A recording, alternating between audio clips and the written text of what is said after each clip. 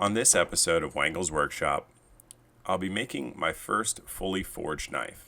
So, as you can see here, I forged in the profile, I forged in the main bevel, and I even forged in the false bevel. So now I'll be using an angle grinder to cut it off the bar stock that I forged it from. I used 1/4 inch 1084 high carbon steel.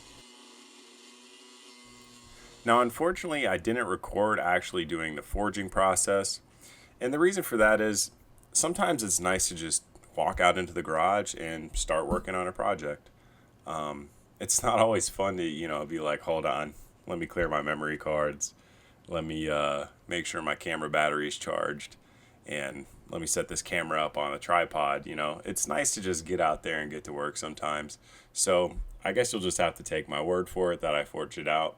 But we'll be going from here, and I'll be finishing profiling the knife on the 2x72 grinder.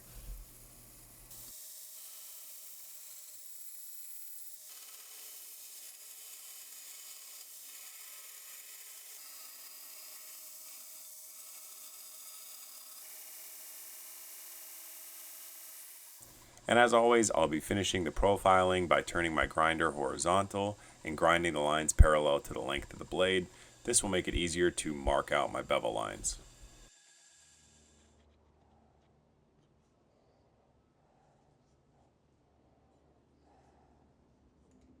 Now I'm going to surface grind the knife using a magnetic handle. It's key here to make sure that you are moving the knife around the platen to get an even grind. And my goal here is to flatten the tang or the handle out. I'm not so much focused on grinding the top close to the blade flat. I'm focused on getting this handle flat so that the scales will properly adhere.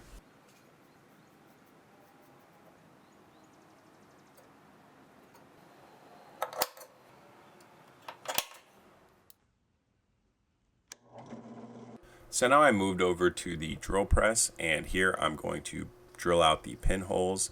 And I actually attempted to put in the weight reduction holes as well, and I wasn't able to drill through the tang because it apparently wasn't fully annealed or softened. So I'll have to come back to that later.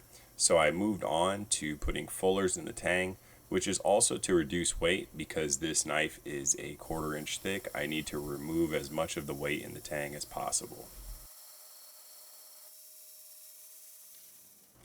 Now I'm going to use some layout fluid and a couple of drill bits to mark out my bevel lines.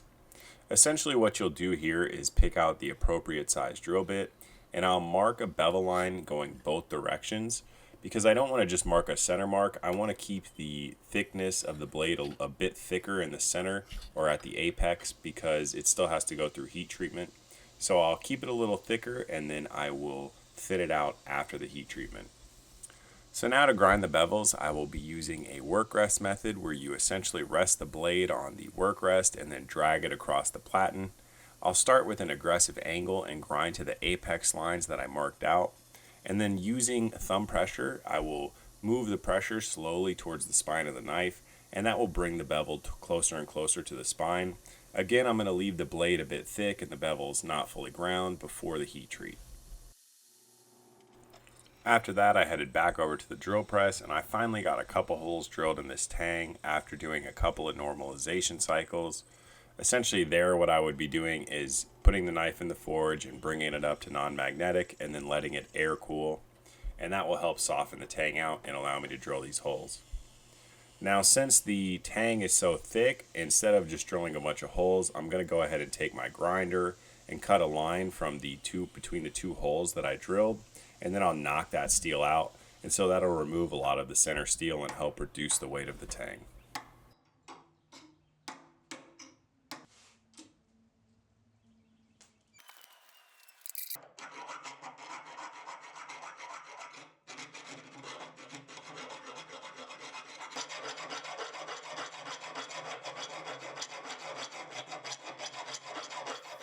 So now the last thing to do before heat treatment is grind in the false bevels. I'll start on the 2x72 grinder, and then I'll finish using files, and I will draw file them flat because it's quite difficult to get them flat on the grinder.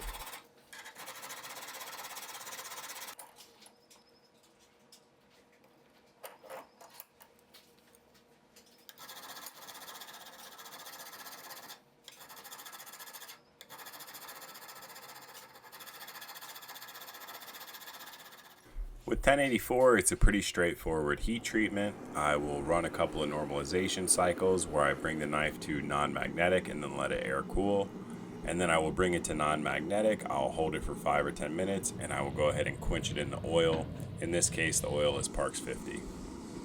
After that, I will put the knife in an oven at 400 degrees for 2 2-hour cycles. And what that does is take the knife from being so hard that it's actually brittle back to a medium where it's not brittle, but it's still hard enough to hold an edge.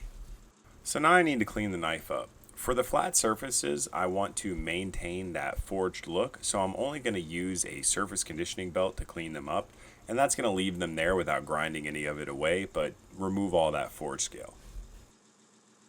After that, I will finish grinding the bevels, I will thin the edge out quite a bit more, and I will pull the bevels closer to the spine. I will grind the bevels all the way up through a 400 grit, and then I will take them through 3 levels of the surface conditioning belt.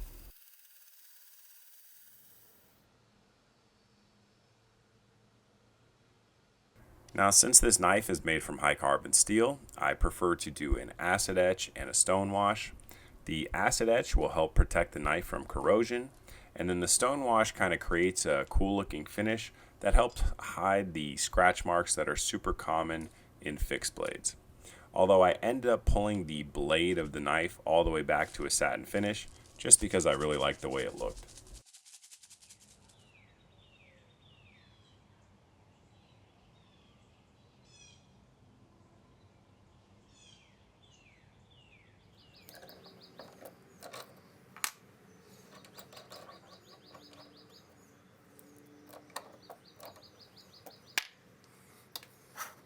For the scales of the knife, I'll be using what I believe is stabilized maple burl.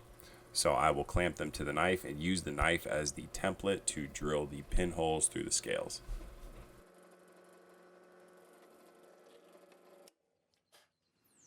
Now I'll trace the knife onto the scales and remove the excess material.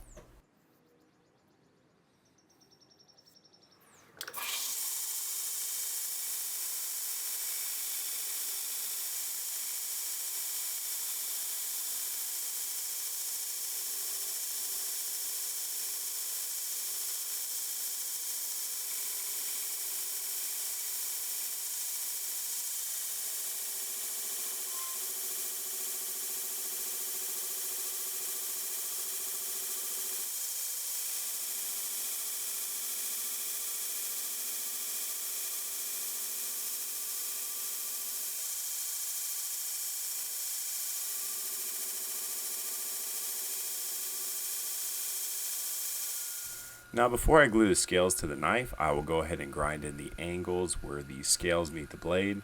And the reason for that is it's difficult to do this after you glue the scales to the knife.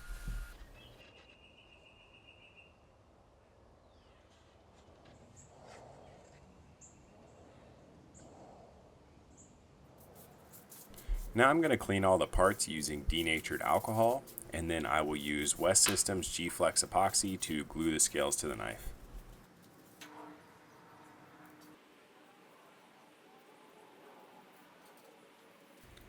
Since the knife has a forged finish where part of the scales meet the knife, I added a black dye to help hide the, where it lines up with that forged finish because it's not perfectly flat. Although I actually decided that I should not have done that because the scales are so light. It probably would have been better to either leave no dye in it or maybe use a dye that's closer to the color of the scales.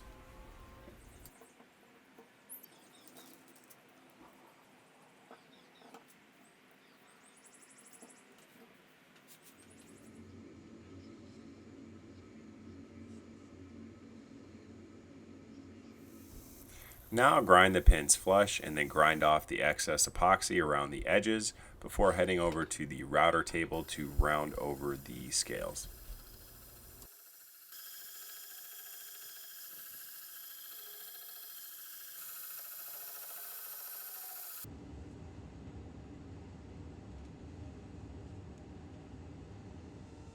Now I'll start shaping the scales using a round over bit at the router table. I actually don't necessarily recommend doing this as it's quite dangerous if you don't understand what causes kickback and it also requires you to get your fingers pretty close to the bit. So if you're going to use that trick, please do it with caution. Now I'm back on the 2x72 grinder, and I will be adding a Coke bottle shape to the handle. I actually do this twice. I do it once in the video and I get all the way through the hand sanding, and then I decided that the handle was still too bulky, so I went back off camera and I completely reshape it. It's a very similar shape, it's just much more slim, and you'll see the final result obviously later in the video. Now I'll hand sand the handle from 150 grit up through 600 grit.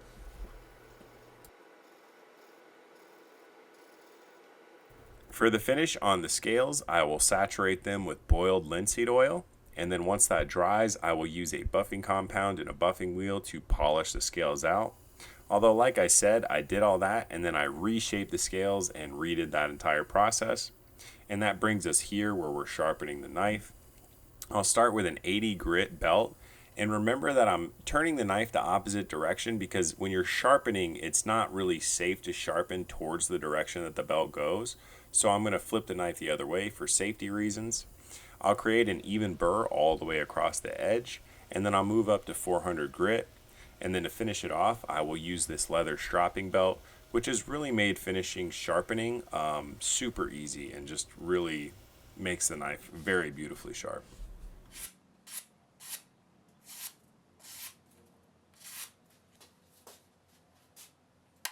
The one last thing that I already mentioned before is that I brought the blade back to a satin finish, and the reason I did that is simply because I just really thought it looked good on this knife.